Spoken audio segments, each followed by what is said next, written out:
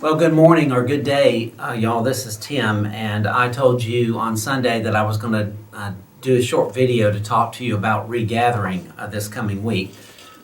So if it looks a little awkward and the camera angle is awkward, and we're just piecemealed this together. The original plan was to film this in the sanctuary, but the guys who are finishing up the booth and all for the camera platform and others, I call it the boat or the ark, the new ark.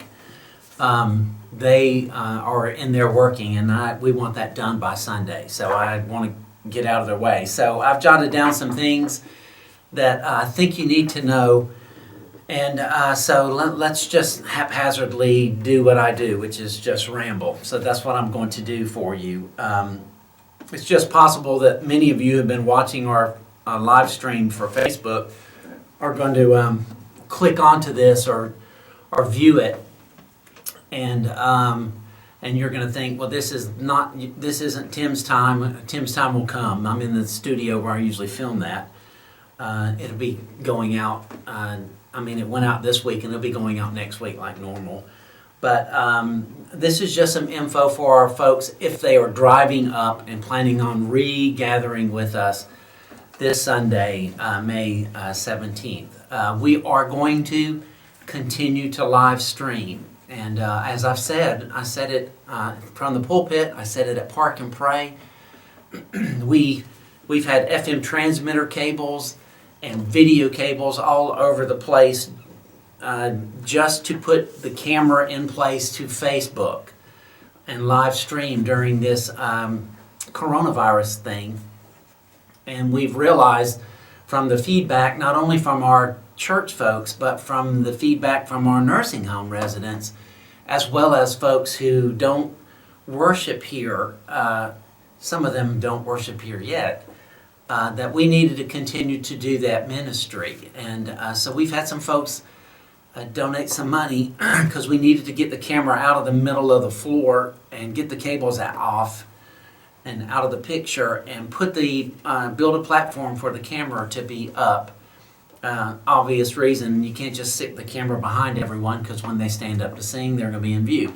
And so we needed to build something, and I've warned you, if you sit on that left side, I know some of you, not everyone, if you sit in the back, right at the back, you're going to have a booth right behind you, and someone's going to be in there manning a camera, and it's going to be bigger than necessary for one camera, because I asked them, and I'll probably say this again Sunday, if you're going to go ahead and build that thing, then build a platform big enough so that we can do something with other lighting and stuff for musicals and stuff in future production, children and adult-wise. So it is what it is, and it's going to be there. So I'm going ahead and warn you. So don't rip your face mask off in lunacy when you get here Sunday. Just know that it's coming. Okay, so you're coming back on the 17th. I got a list of things that our staff has put together, and I'm just going to rip through them.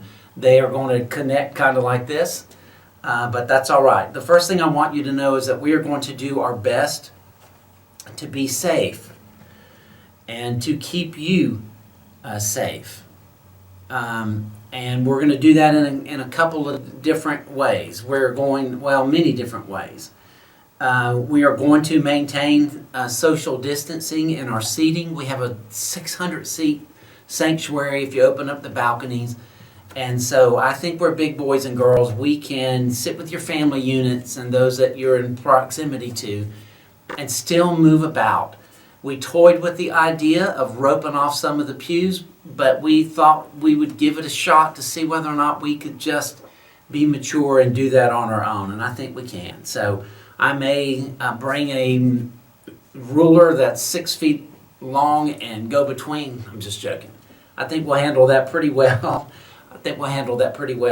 On Sunday. We also want you to know that we have hand sanitizers at every inside door.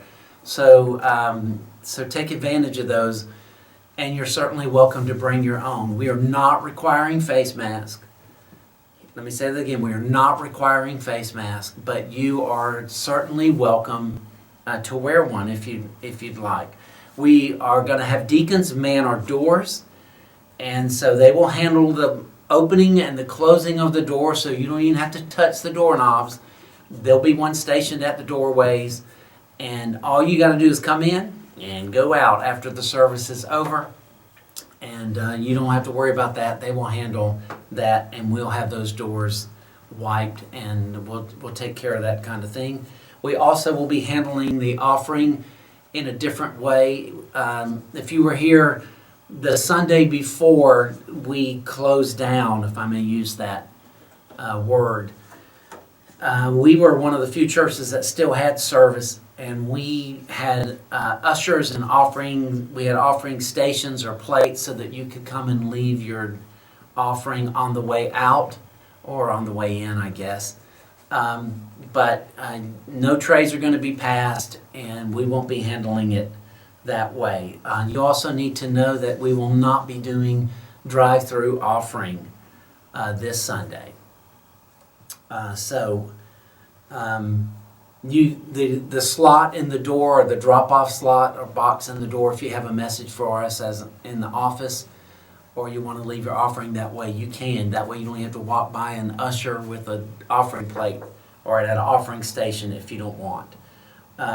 We won't be doing greeting time. We won't be doing invitation. We'll be handling invitation pretty much like we did during the epidemic of flu last year. We went for about a 6-week period, maybe 8 weeks, I'm trying to recall exactly, where we did not do greeting, we did not do invitation. We actually had some folks wear masks because the flu bug was so high in this area.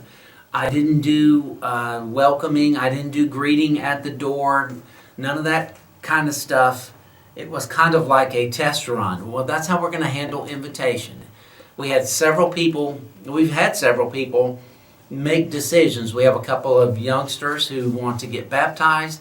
We have someone else who'll be moving his letter and uniting with our church family, and some others who are thinking about it. If your desire is to make a decision in regards to our church family during this time, we will handle it the way we handle it when we don't do public invitation. We'll do our baptisms. We will affirm and announce those from the baptistry when we're comfortable doing baptism and me being within 6 feet of the candidates.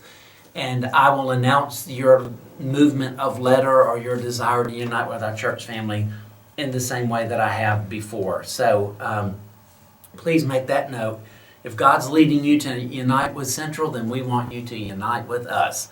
And so we don't want the COVID-19 scare or anything else to hinder that. Children, we are going to have a nursery Sunday for those of you who have little ones, and we are going to do Kids Central. Here are my notes, and here's what I want you to hear. We will have workers maintaining some control.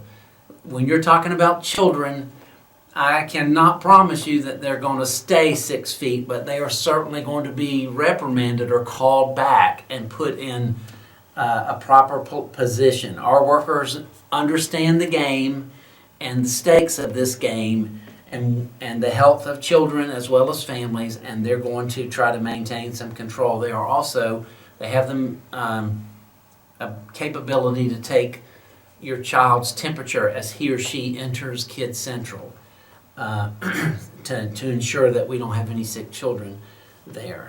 And we're going to do that. Now, those are just the things that I sort of have scratched out, and I've gone longer than I planned to go when I first began talking about this. I want to give you this disclaimer, and I don't know how to say it.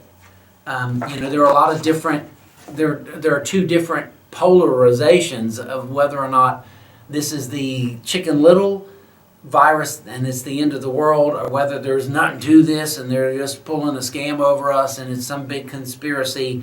I fall somewhere in the middle of that. And I have been very careful to try to protect myself during it because I'm in the high risk category. I've told you that. I'm also cognizant of the fact that when common sense dictates that I can be around someone, then I'm around them. And so I want you to know that though I may make remarks or whatever, I understand your concern if you are in the high risk zone and you're concerned. And I completely understand if you're sitting at home watching this saying, I'm not sure whether I feel comfortable coming back this Sunday. Then don't come back.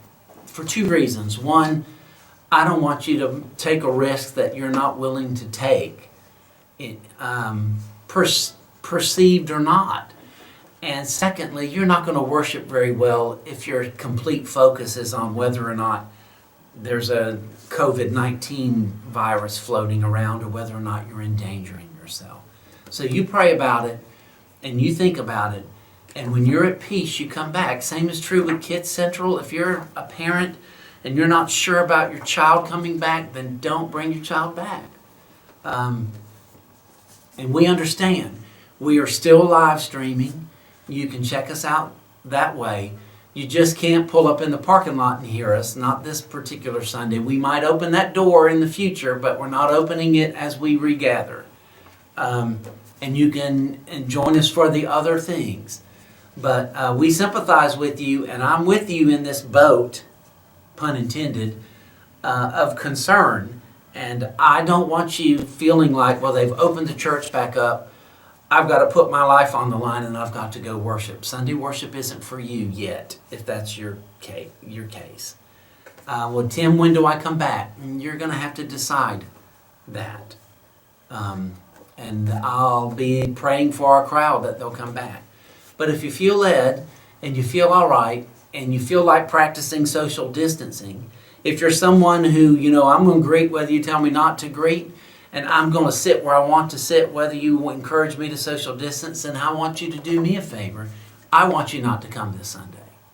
Because even if you're perfectly at peace with this not being anything to it mentality of yours and you don't have to worry about it, there's somebody sitting around you who's not perfectly at peace and for whom social distancing is a big deal. So be mindful of others and come to worship.